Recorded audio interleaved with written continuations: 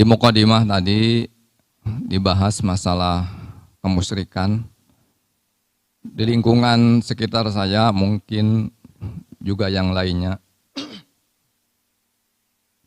Banyak diantaranya orang-orang mungkin udah sepuh, udah maka usia, masih mempercayai kepercayaan apa yang dikatakan oleh orang lain, apa orang tuanya, bahwa yang ini sebenarnya tidak musyrik. Saya mungkin sudah mengingatkan bahwa itu musyrik. Apa itu? Seperti apa contohnya? Sepertinya mempercayai bahwa Jumat Kliwon itu begini-begini, terus mempercayai hari-hari tertentu yang bisa menimbulkan bala atau bencana seperti itu, Bu ya. Atau bahkan mungkin saya banyak menyaksikan, ini mungkin karena ilmu sama iman saya mungkin yang masih kurang. Untuk itu saya mohon pencerahannya dari Buya, batasan kemusyrikan itu seperti apa, terus mengingatkan orang yang terlanjur percaya pada hal-hal yang mungkin saya anggap musyrik. Ketika saya ingatkan, dia berkata bahwa ini tidak musyrik karena diawali dengan bismillah, seperti itu, Bu ya. Pertanyaan saya mungkin yang pertama, bagaimana kiat mengingatkan orang untuk percaya bahwa itu musyrik. Terus yang kedua, mengenai aliran-aliran tertentu, mungkin tarekat tertentu yang saya pernah mungkin diajak bahwa jika mengikuti aliran ini usaha Anda akan lancar. Itu termasuk musyrik apa enggak? Itu mungkin saja yang bisa tanyakan. Syukran atas jawabannya. Assalamualaikum warahmatullahi wabarakatuh. Assalamualaikum warahmatullahi wabarakatuh. Menyekutukan Allah, musyrik, itu adalah bahaya banget. Keluar dari Islam, keluar dari iman. Kalau mati selamanya di neraka. Maka untuk mengatakan seseorang musyrik juga tidak gampang. Ada rambu-rambunya. Jangan dikit-dikit musyrik dan sebagainya. Kalau mengatakan setiap malam Jumat Kliwon semalam ini akan ada balak bencana. Ada balak bencana. Selagi dia masih meyakini jika yang menurunkan balak adalah Allah, maka dia tidak musyrik, tapi salah. Dari mana? Siapa yang ngomong begitu? Salah dia, tapi tidak sampai musyrik. Jangan dikit-dikit dikatakan musyrik.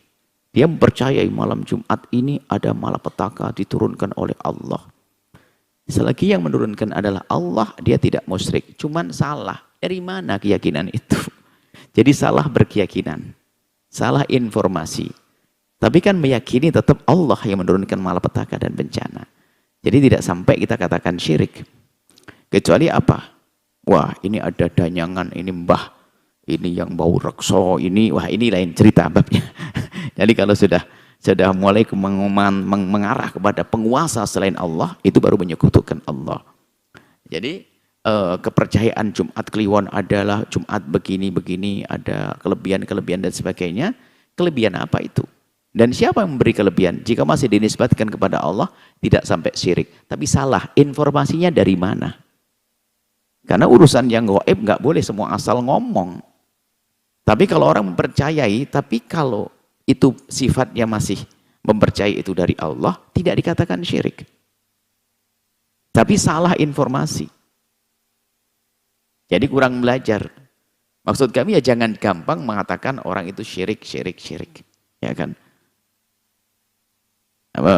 Kemudian mempercayai adanya hari naas, hari sengsara, hari petaka. Itu berasa. Ini selagi meyakini yang memberikan petaka adalah Allah, itu tidak sampai syirik, tapi salah informasi. Siapa yang mengatakan Selasa Kliwon itu menjadikan hari petaka? Dari mana sumbernya? Wong Selasa Kliwon saya kemarin dapat duit banyak, kok petaka, saya beruntung. Jadi maksud kami adalah meluruskan itu boleh, tapi untuk menuduh orang syirik tidak gampang. Banyak hal-hal yang aneh. Ya itu betul dari mana sumbernya. Karena kadang namanya kepercayaan orang yang rindu kepada kebaikan itu cukup orang pakai kopiah, ngomong langsung dipercaya. Apalagi atas nama guru, torekoh, guru ini. Omongnya dipercaya semuanya kayak sabda Nabi itu. Kadang-kadang ngelantur, dia nggak ngaji. Kan bahaya juga yang demikian itu. Banyak keyakinan-keyakinan yang ada di masyarakat aneh-aneh. Aneh-aneh percaya. Jadi kepercayaan ada, apa namanya, di daerah kampung itu misalnya orang kalau urusan sama setan pesugihan, kalau mati nanti berubah jadi monyet. Ini ada dari mana ini? Siapa yang ngasih tahu begitu? Nah ini kan salah informasi. Bukan dia menyekutukan Allah. Dari mana berubah? Ini salah informasi kok berubah dari monyet. Berarti imannya, ilmunya tentang urusan manusia setelah meninggal dunia itu enggak. Kalau orang menyekutukan Allah waktu hidup, ya sudah. Urusannya di alam barzah mendapatkan siksa. Nggak usah jadi monyet. Kelamaan disiksa nanti. Jalan-jalan nyuri timun nanti. Ini aneh-aneh. Jadi kepercayaan begini ada kadang-kadang di kalangan seorang ahli sholat, ahli ibadah. Dan kita menemukan. Jadi kalau bapaknya meninggal, cari nanti di tempat sana ngelihat, kebetulan ada monyet ngelihat dia. Wah itu mbahku. Astagfirullah. Ya memang dia bawa timun kelihatan. Dia monyetnya ngelihat timunnya, bukan lihat dia.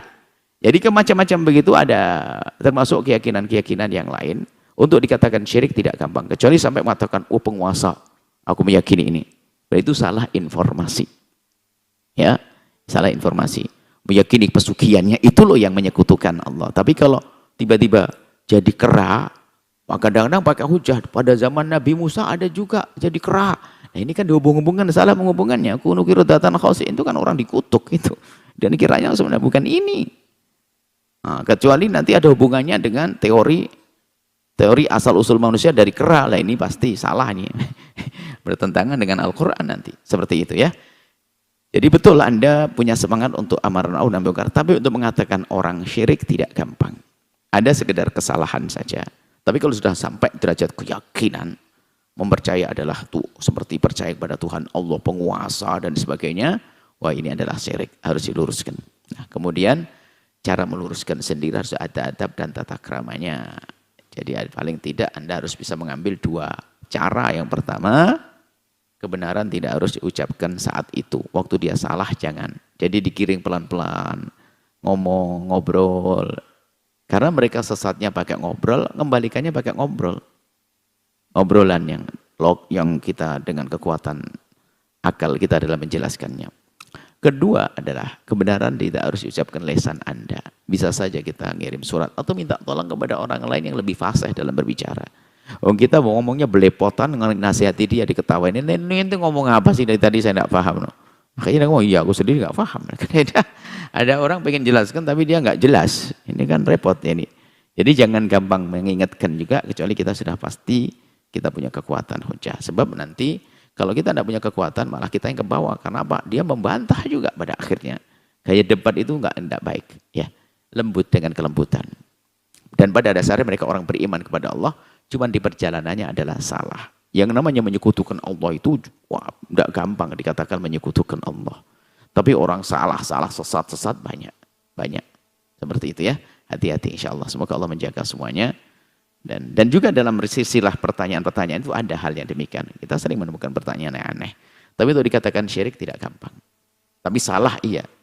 Makanya pembahasan-bahasan seperti itu biasanya kita hubungkan dengan masalah pelajaran zawiyah duha. Di saat kita baca kitab Sam'iyat, kalau Anda mendengar berita tentang yang gaib, aneh-aneh, roh, Anda harus ada buktinya. Hujahnya dari mana? Siapa yang ngomong dulu?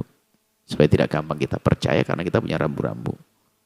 Kita ini gampang percaya karena memang dihubung-hubungkan dengan suatu kejadian. Dulu pernah ada katanya di Jerman sana ada orang ngebor. Kemudian di dalam bor itu dikasih alat rekam. Ternyata di dalam sana ada yang jerit-jerit siksa neraka. Hajim. Kalau kita ngerti dasar-dasar ilmunya langsung menafikan dari mana? Alam barzah itu bukan di bumi ini. Alam barzah itu alam. Mana ada bumi bunyi teriak-teriak jerit di sana? Kan gampang aja kalau orang punya keyakinan, punya ilmu. Ada di dalam bumi sana ada jerit-jerit. Nah ini orang Islam gampang dibohongi karena jarang ngaji. Jarang ngaji, gampang dibohongi, percaya. Aneh-aneh. Kemudian ada sebuah majalah, majalahnya atas nama majalah Islami lagi. Ceritanya apa? Aku tobat. Aku menjadi percaya siksa kubur karena ceritanya satu orang itu dia itu sembunyi di kuburan. Rupanya setelah itu apa? Ada mayat dikubur di situ. Melihat malaikat datang. Lagi-lagi ini aneh. Percaya. Dimuat di majalah Islam. orang tobat percaya siksa kubur karena dia rupanya dia pura-pura mati kalau tidak salah, didatangi malaikat, malaikatnya salah alamat. Coba ini ada majalah atau majalah apa? Majalah masyhur waktu itu ramai. Jadi malaikatnya salah alamat, masih hidup ditanya, aduh kok gampang banget memuat berita-berita begitu. Kadang kita tuh Islam, tapi ya Islam kalau tidak pakai ilmu ya salah. Bangga dengan Allah, tapi cara bangganya salah. Ada kalau di Arab sana ada nama Allah ditulis di paha unta. Maksudnya apa ya? Ada bangga dengan tulis di kambing, ada di paha, di tempat yang tidak terhormat nama Allah. Masya Allah, biar tidak kena ain. Tapi ditulis di selangkangannya binatang. Nah ini kan, berarti kan dia adalah maksudnya baik, tapi dia nggak punya ilmu, salah alamat. Jadi banyak, di Jawa juga banyak, di Sunda juga ada. Makanya perlu belajar. Belajar insya Allah. Ya, itu saja. Allah alam bisawab. Setelah Anda menyaksikan video ini, jangan lupa berselawat kepada baginda Nabi Muhammad sallallahu alaihi wa alihi wa sahbihi wasallam.